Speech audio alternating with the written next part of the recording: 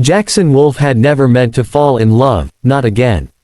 Not after his last engagement ended in betrayal, headlines, and a PR disaster so messy it nearly took his company down with it. But here he was, standing in the middle of a dusty Wyoming farm, looking into the eyes of a woman who stirred something in him that billion-dollar deals never could. Her name was Emma Grace Walker. She was barefoot when he met her, literally. Her jeans were frayed at the cuffs, and her flannel shirt had been patched at the elbows. But her voice was like the first breeze after a long, dry season. Sweet, honest, unfiltered. Jackson had flown in on a whim. Tired of the endless string of socialites, influencers, and heiresses who saw him as nothing more than a trophy husband with a deep wallet, he'd taken a break from Manhattan's skyline to explore real America. A rancher friend from Harvard had invited him for a weekend stay in Cheyenne. But it was Emma who made him cancel his return flight. Emma didn't know who he was, at least, that's what Jackson believed at first. She treated him like any other stranger. She wasn't impressed by his Rolex or the private helicopter he arrived in. In fact, she looked mildly annoyed that he'd scared her chickens with it. "I don't care if you're the president," she'd said with her hands on her hips, eyes narrowed. "Next time, land that flying tin can at the airfield, not my pumpkin patch." He'd laughed harder than he had in months. That was the first moment he knew, this woman wasn't like anyone he'd ever met. She didn't want anything from him, and maybe, just maybe, that's what he needed. Days turned into weeks. They rode horses under golden sunsets. Cooked s'mores over fires. She introduced him to her blind dog, Huck, and he told her about growing up in boardrooms instead of playgrounds. Their worlds couldn't be more different, but something invisible stitched them closer together. Emma was kind but firm. She didn't gush over him like the women he knew back in New York.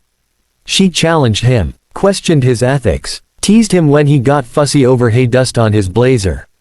And when she laughed, it wasn't rehearsed. It wasn't artificial. It came from her gut. Jackson found himself waking up early just to see her feed the horses. He watched her hair curl under the morning mist, her nose red from the cold, her breath forming clouds as she hummed old country songs. He wasn't sure when he fell in love. Maybe it was the time she slapped a rattlesnake with a broom to save his Prada shoe. Or maybe it was when she gave him the last slice of her grandmother's apple pie and pretended she wasn't hungry. But he knew one thing, he didn't want to leave Wyoming. He didn't want to leave her. So, one quiet morning, under the tree she called Mama's willow, he knelt with a sapphire ring. It wasn't the biggest stone he owned, but it had belonged to his grandmother, the only woman he ever truly admired. "Emma Grace Walker," he said, heart pounding. "Will you marry me?" She looked at him with those stormy gray eyes and didn't say anything for a long second.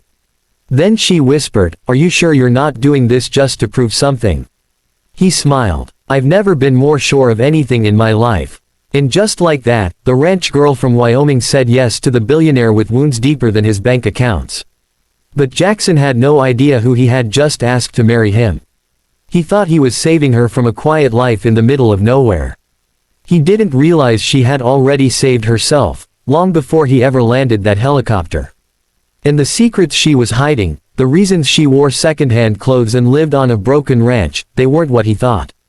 They weren't humble. They were calculated. They were waiting. The wedding was a quiet affair. Just a few close friends. No tabloids. No press. Emma refused anything extravagant. "I don't want a castle, Jackson," she'd said. "Just a home." They married under that same willow tree. He was wearing Armani. She wore her mama's old lace dress. And when he kissed her, he felt safe. Finally safe. After the ceremony, they boarded his jet for a private honeymoon in Lake Como, Italy. She smiled as the staff handed her champagne. She leaned into him, called him darlin', and whispered things in his ear that made him forget every headline he'd ever read. But as they landed at the villa, as the lake shimmered in the sunset, and as Jackson prepared to make love to the only woman who had ever calmed his soul, Emma did something that changed everything. She took off her wedding ring, set it on the edge of the marble sink, and walked out of the room with nothing but her leather duffel bag. Jackson, confused, called her name. But she didn't answer. He found her on the terrace, staring at the water. When she turned around, her eyes weren't soft anymore. They were ice. You think I'm just a small town girl, don't you? She said, her voice calm, too calm. Just a farm girl who doesn't understand your world. But Jackson, I built this villa. He froze. What do you mean? He asked slowly. She stepped forward. I designed it, owned it, sold it 3 years ago to the holding company your assistant used to book our honeymoon. I knew it the moment I saw the title in the reservation papers. Jackson's mouth went dry. Emma smiled softly, almost painfully. You wanted to marry someone who didn't care about your money. Someone from the outside. So I gave you that. You lied to me. I let you assume, she said. And that's the difference. The wind whipped her hair around her shoulders. You thought you were saving me, she whispered. But you never asked who I really was. And now, she looked down at the ring she had taken off. I don't think I can marry someone who only loves me when I'm small. Before we begin, if you're still thinking about that moment when Emma took off her ring, wait till you find out what else she's been hiding. This chapter will break your heart and mend it in the same breath. So sit tight, and if you haven't already, make sure to like this video, subscribe to the channel, and turn on the notification bell. Because this story is just getting started. Jackson Wolf had faced competitors, crises, and takeovers. He'd seen billion-dollar contracts crumble in boardrooms with champagne still in the glasses. But none of it, prepared him for the woman standing in front of him right now. The woman he had just married. The woman who was not what she seemed. Emma, what are you saying? His voice was quiet, as though he were afraid the truth would break if spoken too loud. I'm saying, she said, her eyes meeting his without fear, that you never saw me. You saw what you needed me to be. I don't understand. Yes, you do, she whispered. And she was right. Somewhere deep down, he did. Because the truth wasn't that Emma had lied to him. The truth was that he had lied to himself. He wanted her to be untouched by wealth, untainted by ambition. He wanted purity, simplicity, something real. But he'd mistaken complexity for deception. Emma turned back toward the villa's stone balustrade. Below them, Lake Como shimmered in the dying light. She sighed, as if the weight of years pressed on her shoulders. I used to work in venture capital, she began.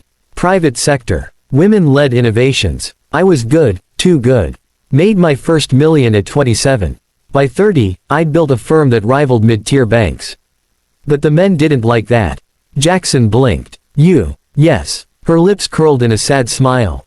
I wore suits sharper than yours. Closed deals in Tokyo, Berlin, Cape Town. But every time I walked into a room, I had to prove I deserved to be there. Why didn't you tell me? Because you weren't ready to hear it. He stayed silent. I built that villa after selling my third startup. It was supposed to be a getaway. But then, my father died. Mama passed a year later. And suddenly, that villa felt too quiet. Too far from everything that mattered. She touched her ring again. So I gave it all up. Sold my assets. Donated half. Kept just enough to live quietly and went back to the only place that ever felt like home, Wyoming. Jackson's heart raced. The woman he thought he rescued had once owned more equity than he had. She wasn't just, not impressed, by his wealth, she had once wielded more. But, why hide it? He asked. I didn't hide it. I just didn't lead with it. Because I wanted someone who could love me, when I wasn't a headline. Someone who didn't fall for my net worth or power. Jackson stared, stunned. All those times he had assumed he was the powerful one. The generous one. The protector. In truth, she had been protecting him from the reality that he was falling in love with a woman far stronger than he could handle. He sat down slowly, rubbing his temple. So this was a test. Emma shook her head. No. It was a chance. I gave you the chance to know me, not the version of me the media writes about. And for a while, I thought maybe you did. But you kept calling me, simple. Pure. You thought I needed saving. Jackson faltered. I didn't mean it like that. Didn't you? He looked up. Her gaze was soft now, but it carried the ache of years. The silence between them thickened. Then she said something that broke him. I would have given you everything, Jackson. I still might. But not if you can only love me in pieces. He stood suddenly and walked to her. I love you, he said. Emma, I do. Maybe I got it wrong. Maybe I saw what I wanted to see. But that doesn't mean I can't change. Doesn't mean I won't fight for you. She looked up. For the first time since the wedding, tears shimmered in her eyes. "I don't want to be your fantasy," she whispered. "I want to be your equal." "Then let's start again," he said. "Tell me your story. All of it. No edits. No silence. I want to hear about the woman who built empires, and chose a dusty ranch over Wall Street." They stayed on the terrace that night long after the stars came out.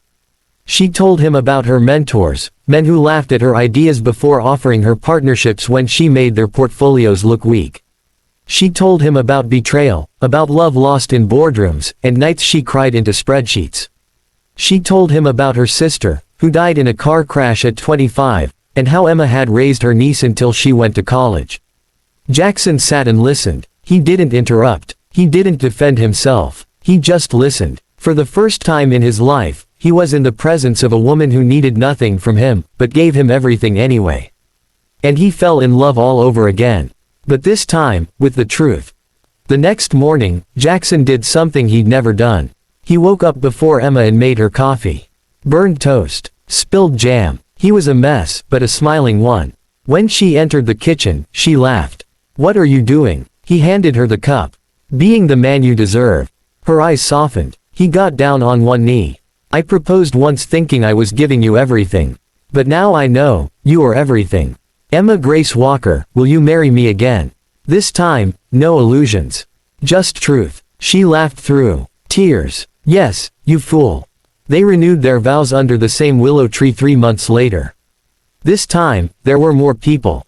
Her old colleagues. His mother. Her niece. A choir of ranch kids. Emma wore a power suit under her wedding veil.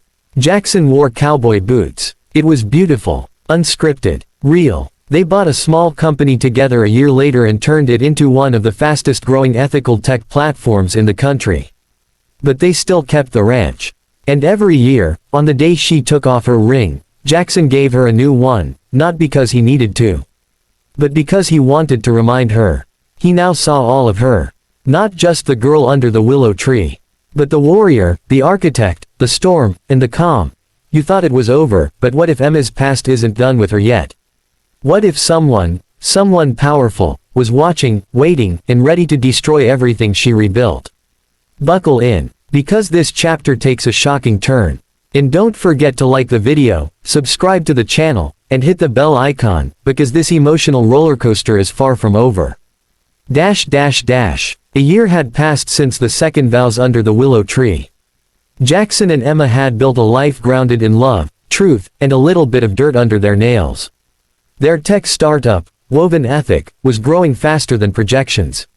They hired students from underserved communities, developed green data centers, and were on the cover of Time's Most Conscious Capitalists issue.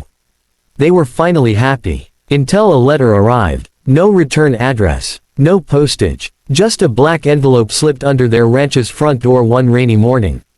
Emma picked it up, frowning. The handwriting on the front was familiar. Her heart froze. She opened it slowly. Inside was a single line. Greater than, "You may have buried the company, but you forgot to bury me."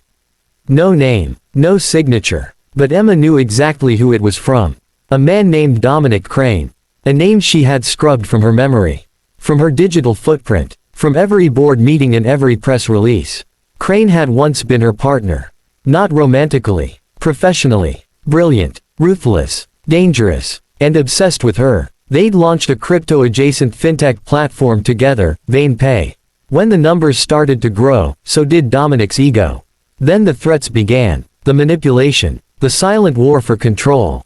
Emma left before he could implode the company, and secretly built a case against him for money laundering and digital asset fraud. The government used her evidence. Dominic went to prison for 5 years. But now he was out, and he had found her. Emma didn't tell Jackson immediately. She couldn't. Not yet. She needed to find out what Dominic knew. How close he was. What he wanted. But Jackson noticed. "You've been quiet," he said one evening, brushing her hair behind her ear. "I'm just tired," she lied. That night, she went online. Searched public court records. Searched his name. Nothing obvious. But then, she found it. A photo uploaded by a social media intern at a tech conference in Austin. And in the background, barely visible, Dominic Crane. Smiling. Watching. Behind Jackson. Her stomach flipped. She realized then, it wasn't just about her past. It was about their future. Dominic wasn't here for revenge. He was here for war. A week later, it began. Their platform, Woven Ethic, was hit by a massive security breach. Client trust indexes dropped. Journalists started sniffing around, whispering old accusations with new spin. Then the threats turned personal. Emma's private emails leaked. A manipulated photo of her and Dominic from years ago was sent to every investor. Jackson was furious, but not at her. He knew something was wrong. One night, after a boardroom explosion and another PR fire to put out, he turned to her and said quietly, "Emma, is this Crane?" She didn't deny it, and he didn't walk away. Instead, he took her hand and said, "Then we end this together." They hired a private intelligence firm. They uncovered offshore accounts. A shell company registered in Belize funding the attacks. They traced the shell to a crypto laundering platform, Vein Black. Dominic's signature move. But the evidence wasn't enough to prosecute, not yet. So Emma did something dangerous. She baited him. She sent a message through their old encrypted channel, the one they used to build empires together. "Greater than, I'm tired of hiding. Let's finish this. Just you and me." He responded in minutes. "Greater than, name the place." She chose the only place she knew she could control, her parents' old barn in Wyoming. Neutral ground. No tech. No cameras. Just truth. Jackson begged to come, but she said no. "This has to end the way it began," she told him. "He needs to see I'm not afraid anymore." So she went. The barn smelled of hay and ghosts. Emma waited in silence, heart pounding. When the door creaked open, she didn't flinch. Dominic Crane walked in with the same smug smirk, older now, but dangerous as ever. "Still playing farmer, Emma?" He sneered. She looked at him calmly. "Still playing criminal, Dominic?" They circled each other like old wolves. "You could have ruled with me," he said. "But you wanted to be the hero." "I was the hero," she replied. "You just didn't like that I was better at your game." He snapped. Rushed her. But what he didn't know, was that the barn wasn't without cameras. And Jackson was there. Hidden. Recording. 2 state agents stepped out from the shadows. Dominic's face went pale. "You recorded this?" Emma nodded. "Everything. Including your threats. Including your blackmail." He lunged toward her one last time. But this time, it was Jackson who stepped in front. "No one touches my wife," he growled. Dominic was arrested on the spot. And this time, he wouldn't be getting out. The news broke like wildfire. Billionaire power couple outsmarts crypto crime lord. Emma didn't hide anymore. She spoke at tech conferences, sharing her story. Telling women how to rise, protect, and rebuild.